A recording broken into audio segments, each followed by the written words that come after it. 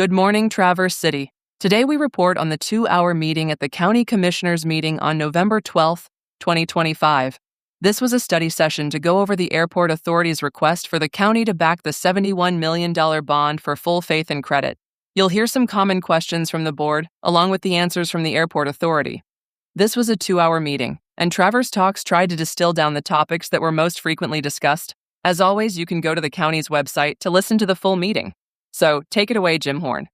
Thanks, folks. As Cassidy mentioned, the meeting was rather long on this particular topic, pretty close to 2 hours. Anyway, what I've done in this podcast, I've distilled down some of the topics that were discussed to give you a better handle on what was going on.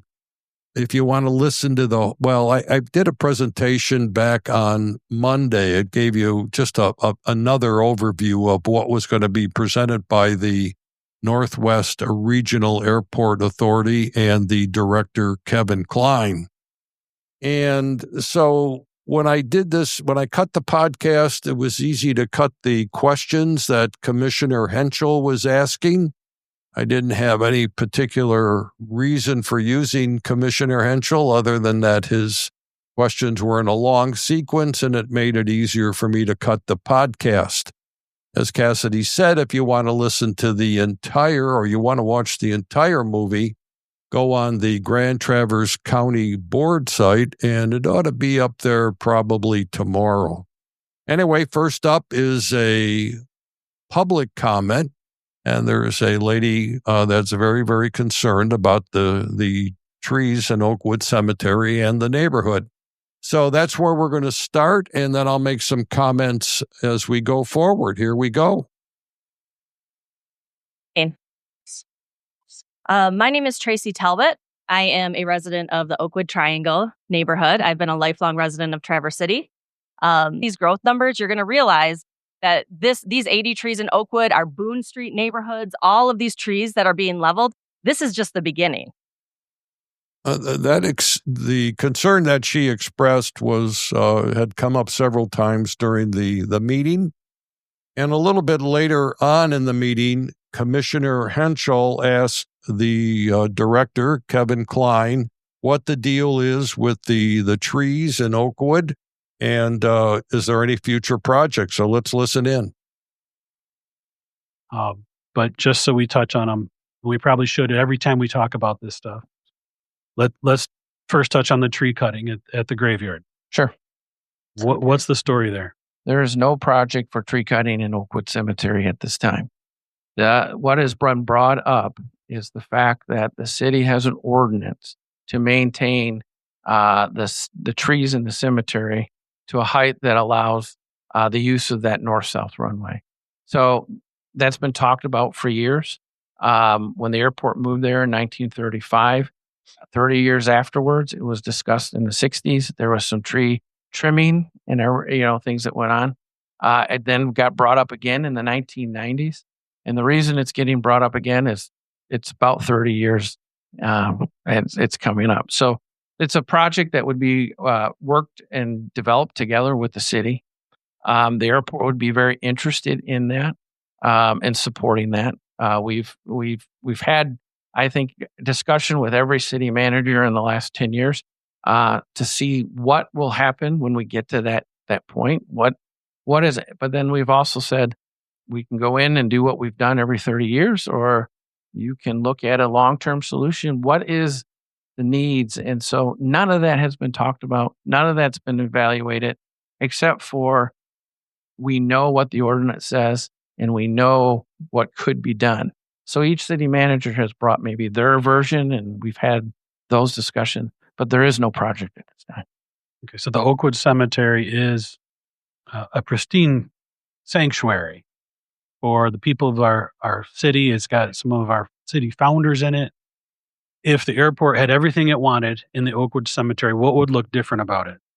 Well, one of the suggestions is if we could start planting now, new vegetation that wouldn't grow as high to not impact, that would give you a long-term solution.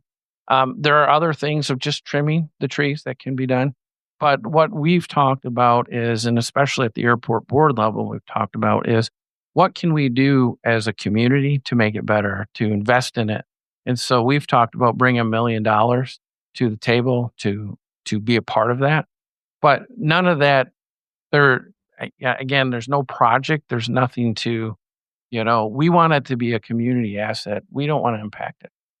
Okay. So what I've heard is as old trees die, replant them with native species that grow to the appropriate height to where that tree is at. Absolutely. That would be an easy.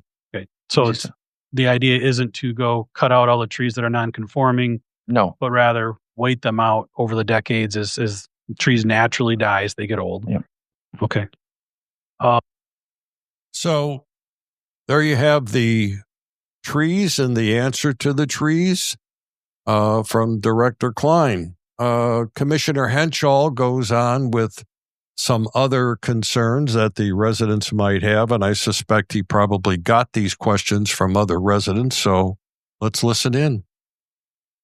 Some things more eloquently than me, so I'm just going to throw in some softball questions just to be completely transparent. But with this project, if the airport gets everything it's asking for, what are the chances that passengers would see an increase in ticket prices based on this expansion? If the full faith and credit came in, there should be no impact. The rate base, I should say, the rate base of the airfare being passed on to the customer. So taking this off, the airlines have seen that this is a necessity. No,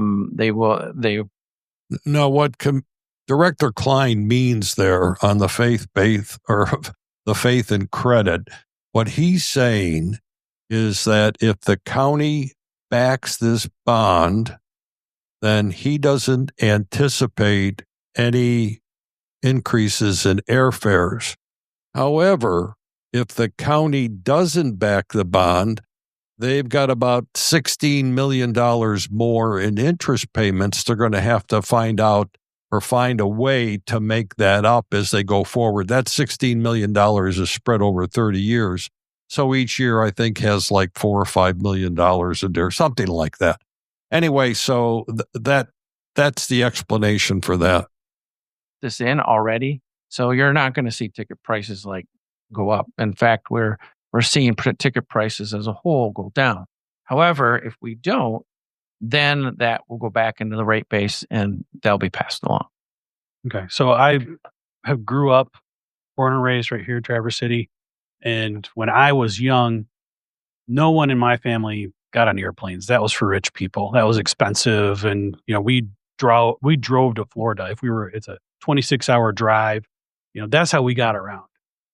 Today, I have friends that have never made median income in their life and probably never will, who have a family in Florida. And for $200, a couple can get on a plane and go to Florida round trip. Why are the tickets so much cheaper? I know they're not all that cheap, but sure, if you look, you can find these tickets. Yep. Why are they so much more affordable today than when I was young? Competition. So more competition has come into the market. We see more passengers, and when you see more passengers, more competition. So with that, it drives down the prices. So it's about it. As simple economics is, there's more supply of seats in the market. So with the more supply of seats in the market, that has driven down prices.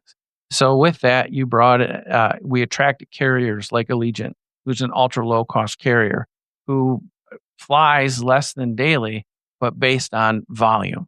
So with that, they can charge those $50 fares one way and be able to make money. So that's our concern is how do we impact those carriers that are doing very well now if we add additional costs to them? Can you talk about the importance of gathering the out-of-area travelers, the bigger circle of people who will drive here versus going to Grand Rapids to keep those prices low? Sure. So when you look at, we have our core group that we call the local. But as we reach out, we impact really a radius of all of northwestern Lower Michigan and into the eastern UP. So when you impact that population, then it translates into a formula for service from the airlines. So for example, United Airlines, we receive hub service from every major hub except for LA and San Francisco. The reason they'll do that is because of the population base that they see here. They also know then, the other half of that equation is those coming in for business or tourism that are a highly marketable area. So they then look at that impact and translate that into number of seats, how the fares are impacted, and that. So the broader base of our region only improves the availability of the amount of seats that will come into the market. Long answer for seats, more seats. So in a nutshell, the more people that fly out of the airport, the more inexpensive the tickets potentially could be. Correct. Okay. The building project itself, how many months should that span realistically? So we look to put shovels in the ground here in March of 26, and our goal is to be completed by Memorial Day of 2028. So Okay, probably roughly 2 years. So about 2 years. And during that time, in addition to everything this does for the airport, have there been any speculations or studies done on what this will do for the local economy when you're dumping millions of dollars and people are coming here to work and they're spending money locally? So we've worked with the state of Michigan on those estimates. And right now we're using the 2017 annual economic impact, and that's $1 billion. The state of Michigan will estimate with the new jobs and everything associated with the terminal growth, it'll be closer to that $2 billion economic impact. So we spend around 120 million, and it impacts the greater economy by $1 billion. Yeah, almost $1 billion for that 2 year span. Correct. And that's people moving here. That's annually. It's people or moving here, businesses coming here, increased demand. You'll see just because populations are increasing that we've seen.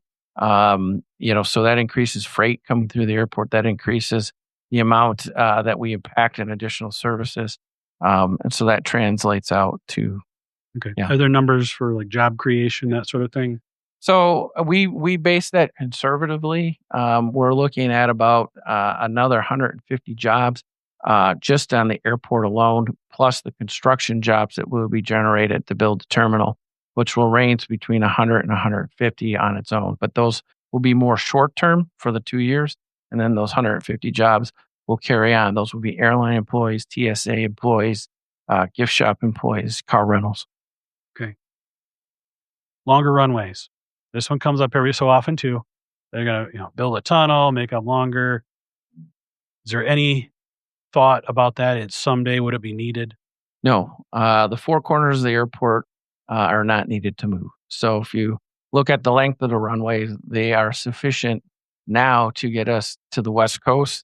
And even with the new aircraft that are being developed, they like the Airbus A321 XLR, the distance to Europe on the length of our runway can be achieved.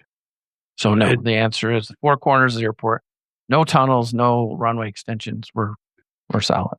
I heard the explanation at one point that today's jet engines are stronger, quieter, take off faster. Is that accurate? That is correct.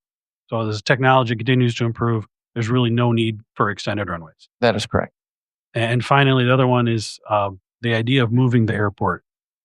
And I totally get this because there was a point when I was on that team like, yeah, let's get that airport out of here.